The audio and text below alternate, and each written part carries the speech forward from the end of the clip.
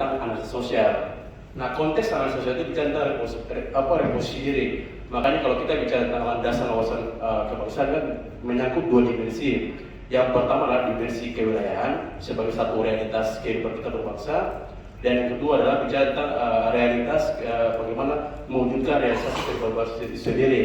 Namun di sini saya melihat bahwa ada persoalan mendasar yang kemudian cenderung menggerogoti dinamisasi kehidupan berbangsa. Misalnya kalau kita mencoba menjejaki dan menyusuri konteks kehidupan berbangsa dari Sabang sampai Merauke, sebenarnya ada persoalan yang paling fundamental, yaitu persoalan disparitas atau kesenjangan.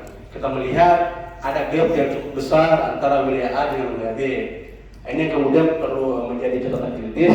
Yang menjadi pertanyaan saya adalah bagaimana kemudian kita bicara tentang wawasan kebangsaan, tapi justru kita ada semacam realitas yang ada gap besar, dan paling tidak ini harus menjadi sebuah landasan kita berpikir ke depan.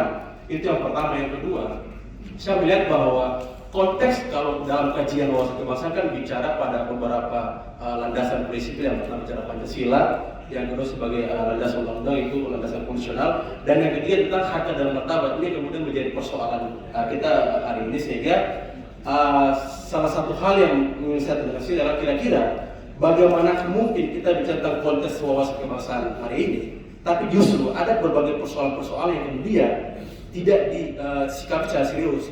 Karena saya melihat ada dua hal yang paling fundamental. Yang pertama adalah bicara pada regulasi. Hari ini regulasi kebijakan pemerintah yang dibuat tidak mampu menerjemahkan kebutuhan dari masing-masing daerah. Justru regulasi yang dibuat, misalnya satu wilayah seolah menjelaskan semua wilayah. Ini kan kebutuhan daerah berbeda-beda. Misalnya kebutuhan Aceh dengan wilayah Jawa beda, kebutuhan Jawa dengan wilayah Maluku, Papua, apalagi wilayah Timur sangat berbeda. Sehingga yang perlu saya tekankan sini, kira-kira format konsep wawasan kebangsaan seperti apa yang utuh, sehingga dia mampu dijelaskan secara komprehensif, tidak secara parsial, dan mampu mengejawantahkan kehidupan berbangsa untuk bagaimana mensejahterakan Indonesia sendiri. Itu mungkin sekian dari saya. Terima kasih. Assalamualaikum warahmatullahi wabarakatuh.